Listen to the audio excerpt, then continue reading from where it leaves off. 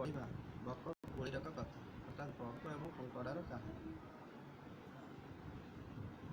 ପଞ୍ଚତନ୍ତ୍ରମ୍ ନାମ ସଂସ୍କୃତ ବାङ्ମୟस्य ନୀତିସମ୍ବଳିतं କଥାସାହିତ୍ୟम् ଅତୀବ ଲୋକପ୍ରସିଦ୍ଧମ୍।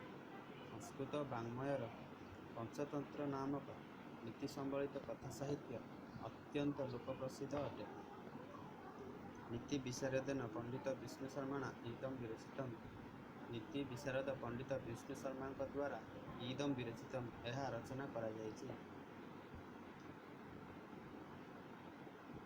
ପଞ୍ଚତନ୍ତ୍ରସ୍ୟ ମିତ୍ରଭେଦ ନାମ ପ୍ରଥମତନ୍ତ୍ରମ୍। ପଞ୍ଚତନ୍ତ୍ରର ମିତ୍ରଭେଦ ହେଉଛି ପ୍ରଥମ ତନ୍ତ୍ର। ତତ୍ର ସପ୍ତମୀ କଥୟମ୍ ଭବତି ବକ କୋଳିରକ କଥା। କଥୟମ୍ ସନ୍ଧିବିଚ୍ଛେଦ କଥାଯୁକ୍ତ ଇୟମ୍ କଥୟମ୍।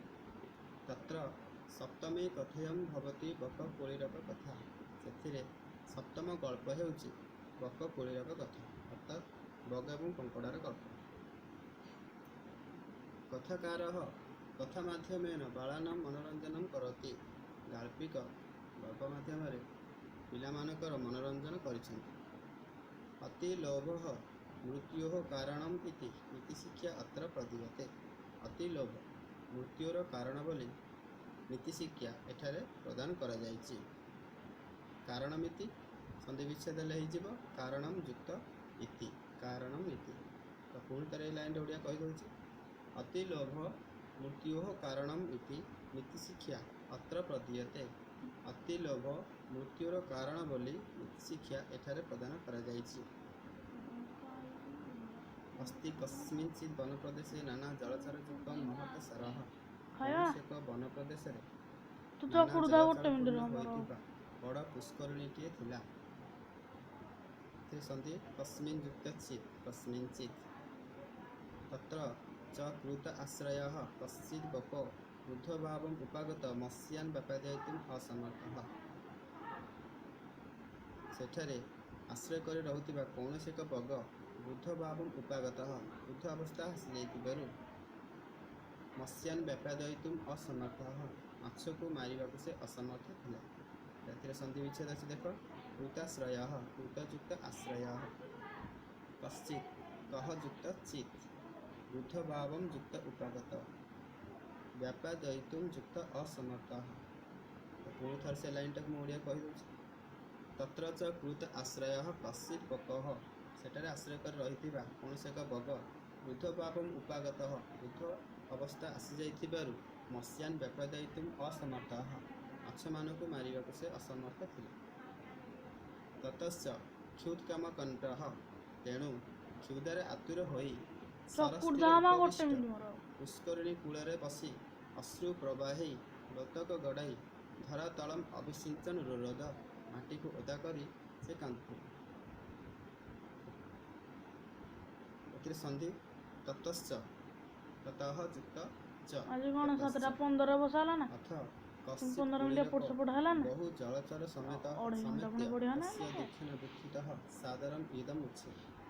ଏହାପରେ କୌଣସି ଏକ କଙ୍କଡ଼ା ବହୁ ଜଳଚର ସହିତ ମିଶି ସମେତ୍ୟ ଆସି ତସ୍ୟ ଦୁଃଖେନ ଦୁଃଖିତଃ ସାଦରମ୍ ଇଦମ୍ ଉଚ୍ୟତେ ତାର ଦୁଃଖରେ ଦୁଃଖିତ ହୋଇ ଆଦରର ସହିତ କହିଲା ମାମ କିମ୍ ଅଦ୍ୟ ତ୍ୱୟା ନ ଆହାରବୃତ୍ତିମ୍ ଅନୁଷ୍ଠିୟତେ।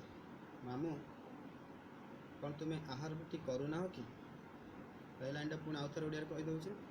ଅଥ କଶ୍ଚିତ୍ କୋଳିରକ ବହୁ ଜଳଚର ସମେତ ସମେତ୍ୟ ଏହାପରେ କୌଣସି ଏକ କଙ୍କଡ଼ା ବହୁ ଜଳଚରମାନଙ୍କ ସହିତ ପହଞ୍ଚି ସମେତ୍ୟ ଅର୍ଥ ପହଞ୍ଚି ବା ଆସି ତସ୍ୟ ଦୁଃଖେନ ଦୁଃଖିତଃ ତାର ଦୁଃଖରେ ଦୁଃଖିତ ହୋଇ ସାଦରମ୍ ଇଦମ୍ ଉଚ୍ୟତେ ଆଦରର ସହିତ ଏହା କହିଲା ମାମୁଁ କ'ଣ ତୁମେ ଆହାର ବୃତ୍ତି କରୁନାହଁ କି? କେବଳମ୍ ଅଶ୍ରୁପୂର୍ଣ୍ଣ ନେତ୍ରାଭ୍ୟାମ୍ ସ୍ୱନିଃଶ୍ୱାସେନ ସ୍ପୀୟତେ କେବଳ ଅଶ୍ରୁପୂର୍ଣ୍ଣ ନେତ୍ରରେ ଦୀର୍ଘ ନିଃଶ୍ୱାସ ମାରି ରହୁଛ। ବକ ଆହ ବଗ କହିଲା ବଶ୍ଚ ସତ୍ୟମ୍ ଉପଲକ୍ଷିତମ୍ ଭବତଃ ପୁତ୍ର ତୁମେ ସତ୍ୟ ଲକ୍ଷ୍ୟ କଲ। ଏଟା ସନ୍ଧି ବିଚ୍ଛେଦ ହେବ ସତ୍ୟମ୍ ଯୁକ୍ତ ଉପଲକ୍ଷିତମ୍। ମୟା ହି ମତ୍ସ୍ୟାଦନମ୍ ପ୍ରତି ପରମ ବୈରାଗ୍ୟେଣ ସାମ୍ପ୍ରତମ୍ ପ୍ରାୟ ଉପବେଶନମ୍ କୃତମ୍।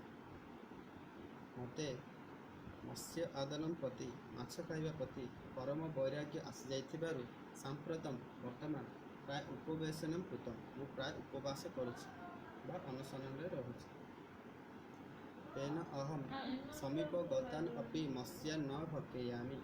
तेणु मु निकट को आसुथिबा माछ मान मध्य ମୁଁ ଉଠେଇ ପାରିବିନି। तेन युक्त अहम ଥରେ କଷ୍ଟ ମଷ୍ଟ उठेली तापर धरलु ଆଉ समीप उठेଇ गतान ପାରିବିନି। युक्त अपि ମୋ ହାତ समीप କାଟିକି गतान अपि। नेक्स्ट लाइन कुलीरक तत् श्रुत्वा प्राह कुलीरक ताहा शुणी कहला माम किम तत् वैराग्य कारणम तेरे वैराग्यर कारण कौन। एठार संधि अछि कुलीरक युक्त तत्। पुणी थर ओडिया कहिचे कुलीरक तत् श्रुत्वा प्राह कुलीरक ताहा शुणी कहला अर्थात कंकड़ा ताहा शुणी कहला किम तत् वैराग्य कारणम तेरे तुम्हार वैराग्यर कारण कौन। स आह से कहला वश्च अहम अस्मिन् सरसि जात वृद्धिं गतस्य पुत्र मु एई पुष्करिणी रे जन्म होइछि एवं बढ़िअछि मध्य। तत् मयेत श्रुतम जद द्वादश वार्षिकी अनावृष्टि संपद्यते। तेबे मु शुणिली जे द्वादश वार्षिकी अनावृष्टि संपद्यते जे 12 वर्ष काल अनावृष्टि हेब अर्थात 12 वर्ष काल वर्षा हेब नहीं। एथिर संधि गतश्च गतः युक्तश्च गतश्च।